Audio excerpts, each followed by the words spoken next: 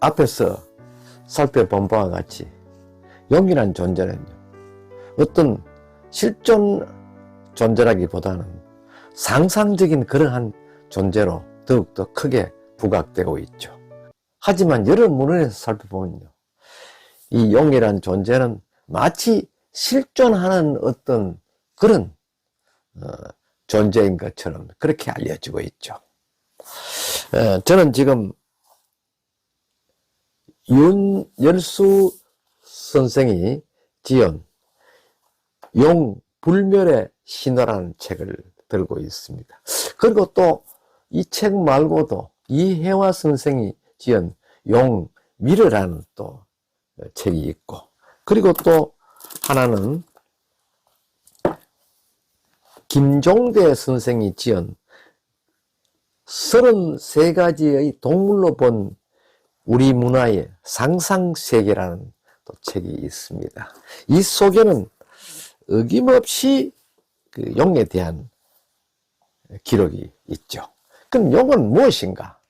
보편적으로 이 두 가지 책, 또 앞에 이혜화 선생이 쓴 용 전문가의 그 찬에 의하면 용은 45개의 권능이 있다 하는 것이죠. 그러니까 45개의 최고 가는 어떤 존재, 권한을 가진 존재, 어떤 상징을 표현하는 존재가 있다 하는 것이죠. 이 중에는 두 가지는 신적 존재이고 나머지 43은 최고라는 존재라는 것이죠. 그래서 하극과 상극 그 사이에 최고의 존재를 의미한다는 것입니다. 앞에 여러 현장에서도 보신 바와 있지, 용이란 존재는 그 장소에서는 항상 우두머리입니다.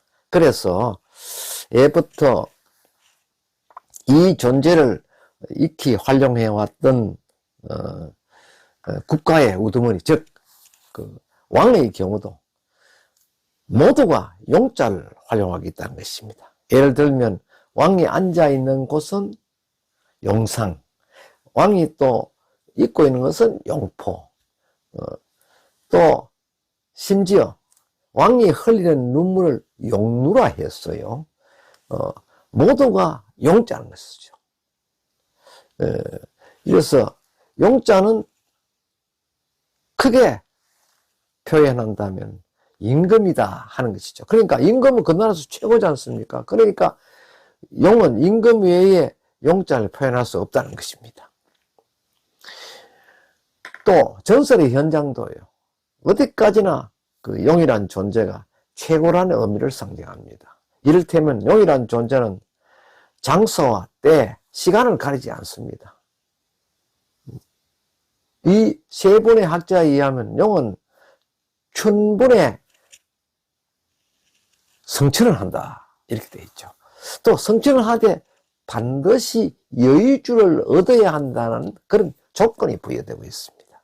그래서 천분의 하늘로 올라가서 천으로 제압하다가 추분에는 슬며시 하강해서 큰 호소나 또는 냇가에 들어가서 소를 잃고 그 안에서 추분부터 70해 천분까지 그 일대를 장악하고 있다 하는 것입니다. 경산 지방에서라도요, 물론 다른 지방에도 한두 곳은 있습니다만 유독 동쪽에 있는 용성면은요, 면 자체 이름도 용성이고 최동극도 구룡산입니다. 그리고 면소재지의 주산인 압산도 역시 용사이라 해서 마치 용으로 이 전체를 두른 듯한 그러한 그 의미를 부여하고 있죠. 용성의 경우는 최동극인 구룡산을 기점으로 해서 좌측면 500호로 이렇게 산줄기가 두 갈래로 이렇게 갈라지고 있습니다. 그 두 갈래로 갈라지는 그 줄기에 좌측이 청룡이라는 것이죠. 우청은 백호입니다. 그래서 좌청은 구룡산으로 시작해서 출발하죠. 해서 내려가면은 사룡산, 용이 4마리다 것이죠. 그 밑에는 반룡산, 용이 앉았다는 것입니다. 그 다음 쭉 내려가면 바로 용성 면소재지가 있는 그 남정면에 아주 우뚝 솟고 넓은 면적을 장악한 그런 산을 용성민들은 용산이다 이렇게 이해하거든요. 그래서 용성민들의 우상처럼 그 산을 받들고 있습니다. 이것은 무엇을 의미합니까? 용은 앞에서 말씀드린 바와 같이 비를 장악하거든요. 농민들에게는 비가 제때에 적당한 양이 내리지 않으면 풍년 농사를 거두기 정말 어렵다는 것입니다.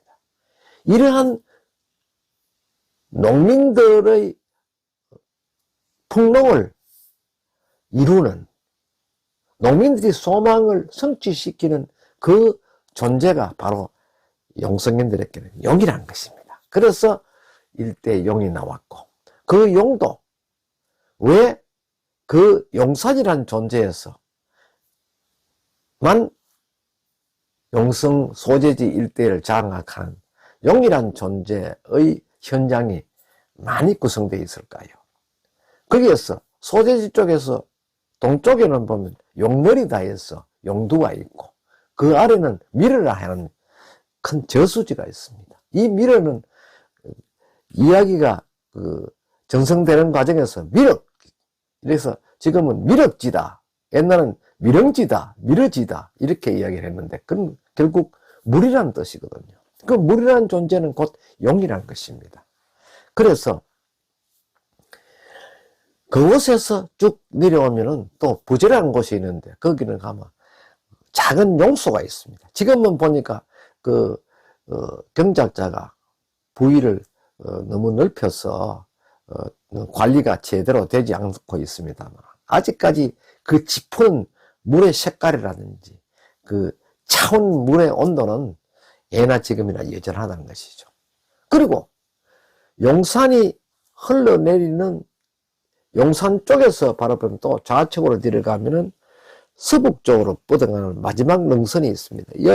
이 능선이 바로 구룡산에서 내려오는 오로천, 그 오목천과 맞닥뜨리는 곳에 마치 거북이가 입수하고 있는 그런 형상으로 산 능선이 쭉 북쪽으로 뻗어 있는 그 거북 입수형에서 약 한 100m 전방 산 줄령 밑에 기슭에는 큰 늪과 같은 그런 하천이 있습니다. 이름하여 그 하천을 오산천이다. 자라오자죠. 오산천이다 해서. 그 오산천은 바로 용성면 공란리에서 흘러내리는, 즉, 용산리와 그 공란리, 곡신리, 그 줄기에서, 골짜기에서 흘러내리는 물들이 한테 합수되어서 이 용성면 오산리 앞 하천을 이렇게 경유해서 밑에 모이는데, 이 물줄기가 오목천과 맞닥뜨려서 포류하는 지점에 그 관란성원이 있는 그 줄령 안쪽에 큰 소가 형성되어 있는데 그것을 가지고 무지개샘이다 이렇게 이야기하거든요. 예부터 무지개샘이라는 것은 홍천입니다. 이 무지개샘이 바로 용산 팔부능선에도 무지개샘이 있다는 것이죠. 그 무지개샘에도 용이 살고 있다. 그 무지개샘을 위해하면은 큰 재앙이 닥친다 하는 그러한 속설이 구전되고 있습니다. 역시 이것도 마찬가지입니다. 그런데 지금부터 그 약 한 4, 50년 전만 하더라도요, 그 일대는 큰 그 포류지로서 마치 거대한 늪처럼 이렇게 물이 고여 있는 곳입니다. 그런데 약 한 10여 년 전에 그 일대를 경지를 정리하면서 지금은 밭으로 변해져 있죠. 그 소가 있는 그 앞쪽에는 모두가 포도밭, 과목밭으로 이렇게 조성이 되어 있습니다. 그러하니까 그 농장주가 그 일대를 조금 파고 들어가면서 거의 훼손이 되었고, 지금은 물줄기 자체도 앞에 새롭게 그 구획한 하천 쪽으로 이렇게 흘러나감으로 해서 소 있는 쪽으로 흘러내리지 못하고 있습니다. 설화에는요, 거기에 보면은 그 소 밑에 작은 수로가 그 밑에 한 3km 정도 흘러내리는데, 그 밑에 가면 방구대라는 게 있습니다. 그 방구대의 앞쪽에는 또 깊은 소가 있습니다. 그 소까지 땅 밑을 통해서 물줄기가 나 있는데 그 속에는 이무기가 살고 있다 했고, 그 이무기가 들락날락하는 과정에서 물들이 들어갔다가 나갔다 한다. 이른바 이무기가 오목천을 관리한다, 통제한다 해서 장악하고 있다는 그런 구역입니다. 그래서 이무기가 그 주변에게 거슬림을 당해서는 반드시 그 일대 하천에 큰 화를 입게 한다는 것입니다. 그래서 그 일대 사람들은 그 금기사항을 반드시 준수하고 살아왔더랬죠. 그런데 지금은 그 우회도를 내면서 모두 훼손시키고 말았습니다. 그 일대는 도로가 2차선으로 이렇게 나 있고, 당시 거북이가 입수하는 그런 형태가 방구대 입구에도 크게 만들어져 있었고, 그것도 관란 무지개 홍천소의 앞에도 크게 조성되어 있었는데, 그건 자연적으로 만들어진 그 돌, 용암 덩어리가 굳어져서 마치 거북이 머리처럼 이렇게 그 오목처럼 물을 담그는 것처럼 이런 형상입니다. 그것을 전부 깨어가지고 버리고 땅을 고려서 거기에 길을 냈다는 것이죠. 그렇게 하니까 오목철에 물들이 고르게 내리지 못하고 그 얼마 동안은 일대에 큰 수혜를 입고 해드렸었는데, 지금은 이제 또 산업화가 급격히 이제 진행되니까 앞전에 여러 속설들이 유야무야 되어버렸죠. 하지만 지금도 재해는 여전하다는 것이 현장의 그 상태입니다. 그런데 왜 거기에는 이무기가 있었느냐 하면은, 관란 일대에서 그 학당을 만들어서 수학하던 사람이 있었는데, 거기에는 이성정이라는 그 학자가 있었습니다. 그분이 그 초시에 합격을 하고 진사직으로 있었는데, 그 진사직에 있는 분이 대부분 참봉이다 이렇게 지칭을 하는데, 그분이 조정에서 불러도 가지 않았다. 그래서 일대에서는, 또 당시 조정에서는 이를 두고 징사라고 했다고 합니다. 그런데 징사란 일단 어떤 자기를 주어도 그 곳에 나가지 않았던 사람들을 이제 징사라고 지칭하는데, 그분이 곧 준비된 출세의 길이 앞에 훤히 내다 보이는데도 불구하고 나가지 않고 그 자리에서 후학들을 가르쳤다. 그래서 이를 비유해서 이무기다 이렇게 이야기했거든요. 이무기는 여의주만 물면 바로 용으로 성취할 수 있다는 것입니다. 이무기가 용이 된다는 것은 사실화되어 있고, 모든 문헌도 역시 이무기가 성천하면 용이 된다라고 되어 있습니다. 어떤 경우든지 미꾸라지가 바로 용되는 경우는 없거든요. 특별한 경우에 그 돌연 현식으로 그 미꾸라지가 용되는 경우를 가지고 그 설화에서는 미꾸라지가 용되었다, 거의 불가능한 일들이 불가사의하게 이루어졌다는 그런 뜻입니다. 예, 이들의 논리를 미루어 봤을 때 용성면의 동극의 구룡사는 곧 9용이 있었다. 근데 그 일대, 지역 일대, 그 구역 내를 상징할 수 있는 큰 인물이 있었다는 것입니다. 근데 그 인물이 누군가 하는 데 대해서는 여러 설이 있습니다만은, 보편적으로 서기 642년에 신라가 백제에 의해서 신라의 관문성인 대하성을 잃어버렸다는 것이죠.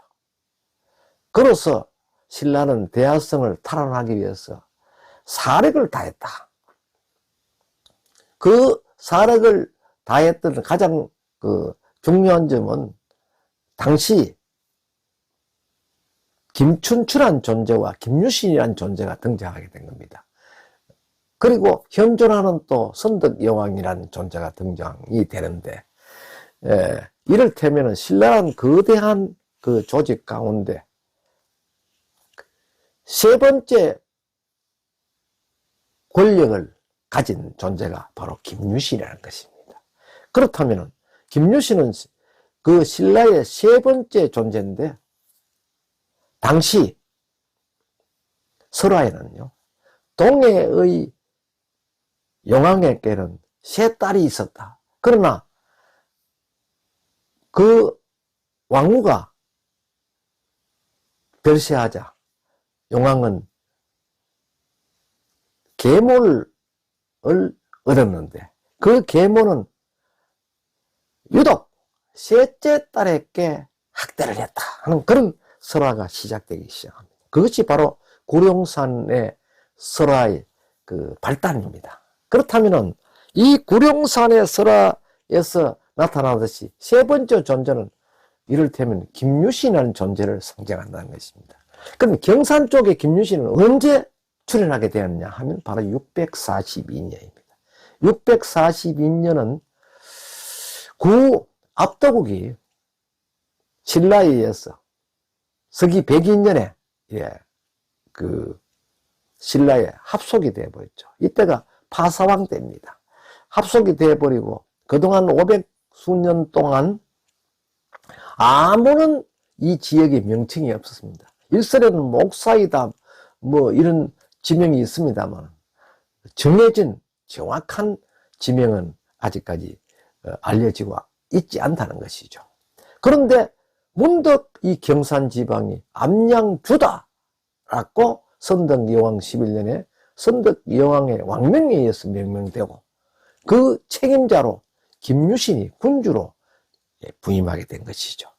김유신이 군주로 부임할 그 시점에는 김춘추와의 밀약이 대하성을 탈환하자.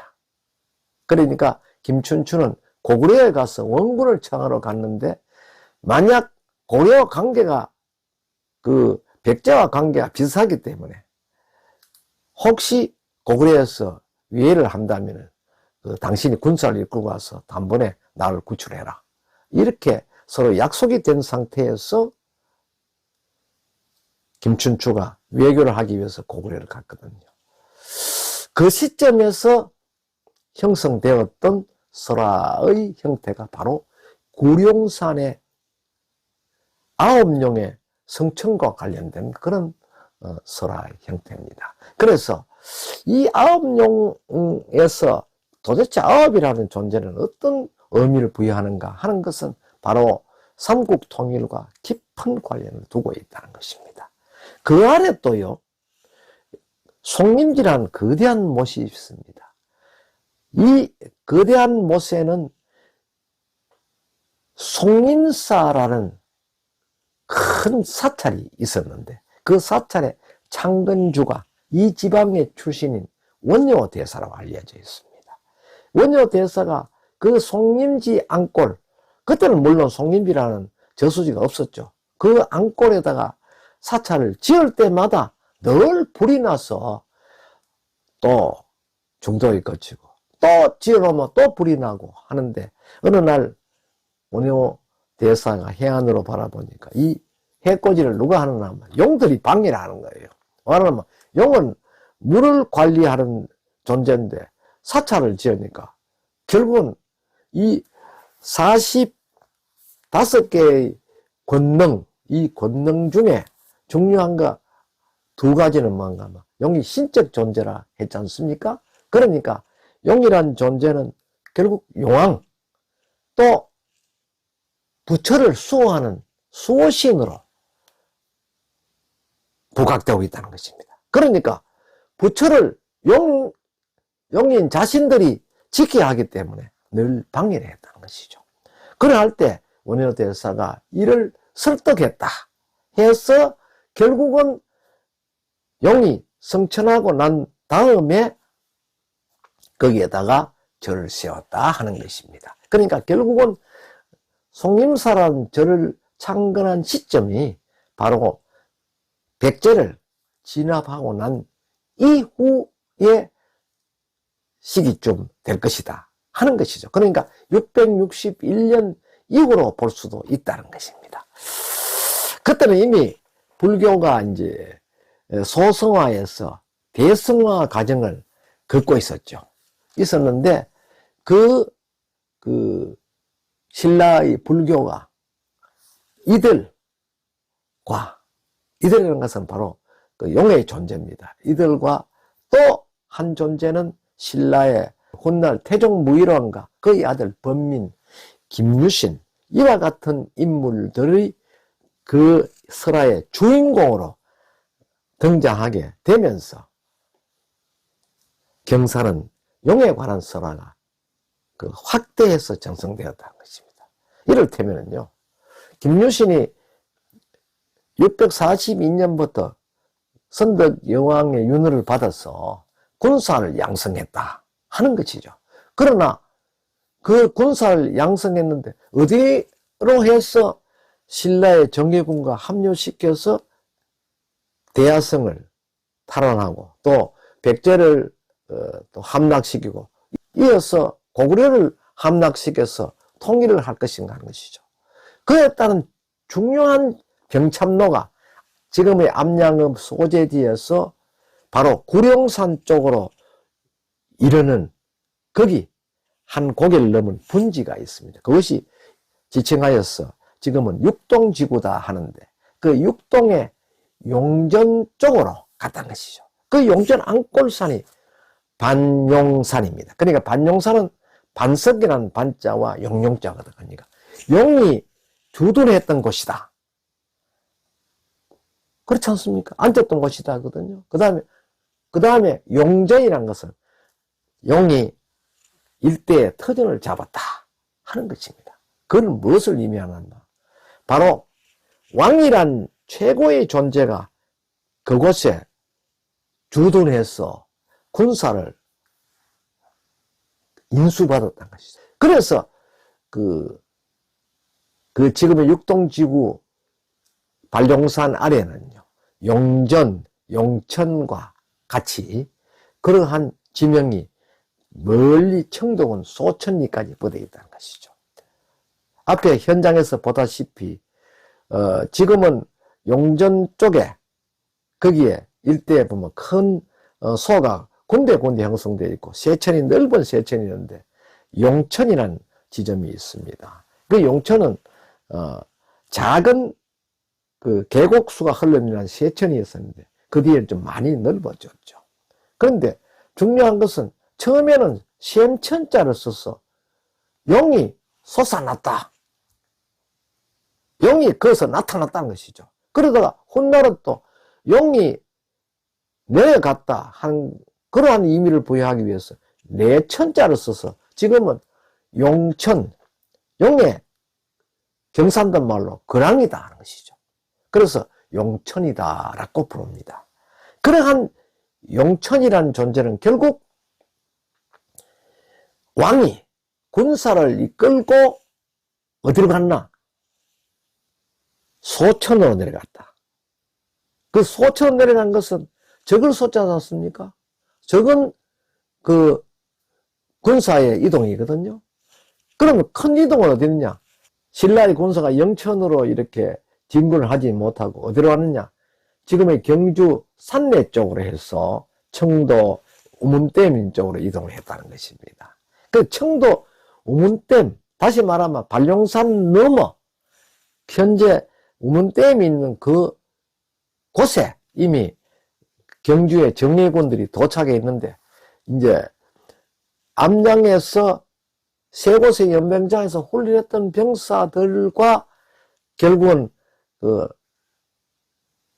용전에 도착한 그 왕에게 인계한 그 암양 군사들이 결국 왕의 인솔 하에 마치 큰 물이 흘러가듯이 이렇게 내려갔다 이거죠. 그래 소천은 뭐냐 하면 왜 군사가 이것뿐이냐 할 때 소천이 굽어서 니을자로 돌아온 그 지점입니다. 군사가 왜 이것뿐이냐 하니까 등문패 신라의 정예군이 있다. 그러니까 줄 잡아서 등문에 10,000명, 또 암양주에서 10,000명 정도가 정예군이 한 20,000명 가까이 되었다는 것이죠.